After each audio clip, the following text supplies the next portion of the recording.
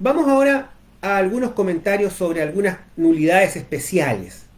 Porque el dolo, la fuerza, la infracción en la escritura son cosas muy elementales, pero hay algunas cosas que a mí me gustaría comentarles. En primer lugar, el error. Esto ha pasado medio desapercibido en nuestro Código Civil y es una regla recontra importante que les puede ser muy útil, que es la regla del artículo 286. Dice, no será válida la declaración de voluntad cuando el error recayere sobre alguno de los puntos siguientes. Observen. Y después aparecen las típicas cosas de todos los códigos de siempre. La naturaleza del acto, la persona con la que se formó, la causa del acto, el objeto, hasta ahí todo bien. Pero fíjense lo que dice la letra E. La letra E del artículo 286. Cualquier otra circunstancia que de buena fe pudo considerar el agente como elemento necesario del acto celebrado. Fíjense bien. Es decir, nuestro sistema tiene una concepción muy amplia de lo que es error. No es solamente los clásicos error esencial en la persona, la naturaleza del acto o el objeto mismo, que son los errores menos comunes. Es difícil que uno diga, ay, yo creí que era una hipoteca y era una compraventa. O que yo diga, ay, yo creí que eran unas vacas y eran unas cabras, ¿no es cierto? Ah, yo creí que él era Juan Pérez y resultó que es Rodolfo González. Son situaciones medias exóticas de ver en la práctica, ¿no es cierto? Equivocarse en el objeto. Yo vi un caso, es un poco largo así que no lo voy a contar, pero vi un caso de error en el objeto, ¿no es cierto? Que suele ocurrir cuando se equivocan de lotes. Individualizan mal un lote, ahí puede haber un caso. Pero esta deja la puerta abierta a cualquier circunstancia que de buena fe pudo haber eh, afectado la manifestación de voluntad. Así que ténganlo en cuenta a la hora de repente de no encontrar.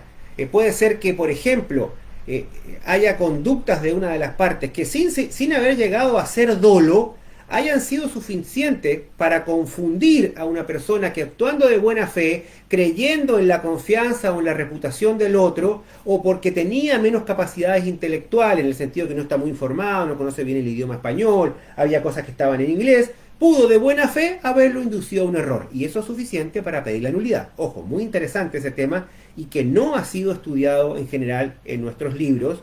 Por ejemplo, ahí tienen ustedes, para los que estén haciendo tesis, un tema interesante de tesis, ¿cierto?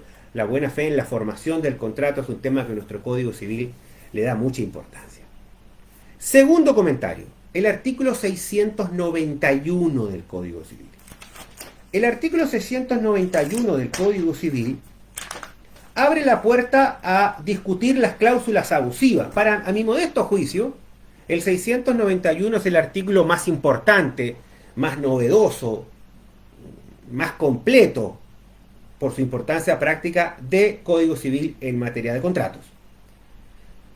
Pero quiero hacerles una salvedad, porque si ustedes leen dirán, pero profesor, en el artículo 691 la sanción no es la nulidad.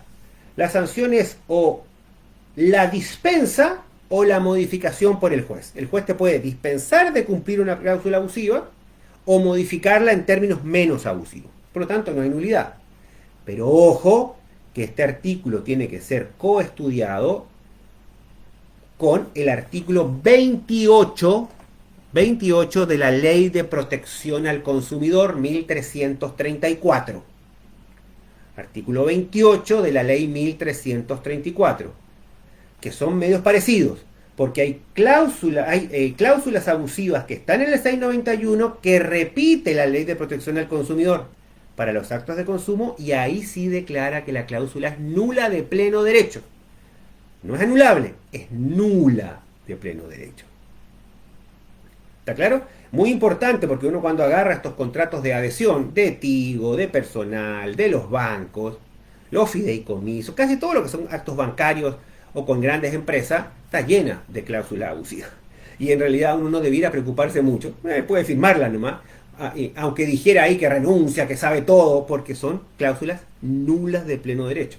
El artículo 28 de la ley 1334 es un artículo que puede serles muy útil en la práctica y pocas veces se cita o nos quedamos solo con el 691. Entonces al margen del 691 colocan el artículo 28 de la ley 1334. Y el tercer comentario es el tema de la lesión. La lesión opera como una muy particular causa eventual de nulidad.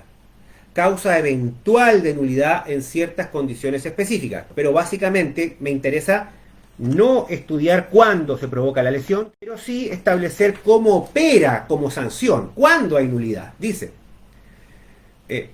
si hubiese explotación de necesidad, ligereza o inexperiencia, podrá el lesionado dentro de 2 años demandar la nulidad del contrato o su modificación equitativa. El demandado podrá evitar la nulidad ofreciendo esa modificación que será judicialmente establecida. Les hago la advertencia aquí, por eso me detengo, que hay una sentencia. Aclaro que es una sentencia, por eso no digo jurisprudencia, y de la sala civil anterior, sentencia que en realidad yo nunca entendí muy bien, que con una rebuscada argumentación señaló que el demandante de la lesión solo puede pedir la nulidad. ¿Qué pasó? En este caso la persona pidió la nulidad o la modificación equitativa, como dice el código. Y le dijeron, no, usted demandó mal porque solo puede pedir la nulidad. ¿Y qué pasó? El juez de primera instancia y la Cámara habían modificado. No habían anulado, pero habían modificado equitativamente. Y la corte revocó. Una sentencia muy extraña, contraria al tenor de la ley, porque supuestamente decían, no, que es el demandado el que tiene que enervar la nulidad, ofreciendo, o sea, o es nulo o no es nada. Pero no puedo yo sino advertirles que esa sentencia existe. No creo que en la nueva sala civil, cuando llegue el caso, se sostenga algo así. En el libro del doctor Alberto Martínez Simón, sobre obligaciones, expresamente él sostiene que no es así, de manera que creemos que evidentemente el demandante, el lesionado, es el que elegirá si pide la nulidad o la modificación equitativa. Y el sentido común parece que tampoco habría problema para que diga, por ejemplo, la nulidad en lo principal, y si el juez estima que no es necesaria la nulidad, que basta la modificación equitativa, pues que se modifique equitativamente. Y el demandado verá lo que hace. Es muy importante entender que la anulabilidad, que es la reglísima general, ¿no es cierto? Alguien tiene que pedirlo, así opera la nulidad procesal, por ejemplo, salvo en ciertos casos de vicios estructurales, como la falta de emplazamiento, o que eso no se dictó sentencia, cosas así, ¿no es cierto? Pero básicamente así. No hay nulidad sin perjuicio. La nulidad no es un efecto, eso es una cosa que a veces me cuesta transmitir y cuesta que se entienda. La nulidad no es un efecto, es una sanción. Y yo sanciono lo que ha perjudicado a otro cuando hay anulabilidad. Entonces, si hay un vicio de nulidad, ahí no hay nada que hacer. Pero en la mayoría de los casos en que lo que tenemos es, que es el 90% de los casos de anulabilidad, no hay nulidad sin perjuicio. La nulidad no se declara por declararla. Si el día de mañana, por ejemplo, unos testigos en un acta declaran y se le olvidó al juez hacerle la pregunta para las tachas, o no pusieron dirección, o no dieron o lo que fuera, ¿no es cierto?, formal, y ambas partes estuvieron presentes y ambas partes interrogaron, no hay perjuicio, entonces no hay nulidad. Hay que meternos en la cabeza eso de anular por anular, algo que a algunos especialistas en derecho procesal a veces les gusta mucho, ¿no es cierto?, porque es entretenido buscar el vicio y encontrar el vicio, pero en realidad la nulidad no es un efecto deseado de las cosas, sino que es una sanción cuando sobrevienen las dos grandes condiciones con las que iniciamos esta clase. ¿No es cierto? El vicio y el efecto a un interés jurídicamente protegido.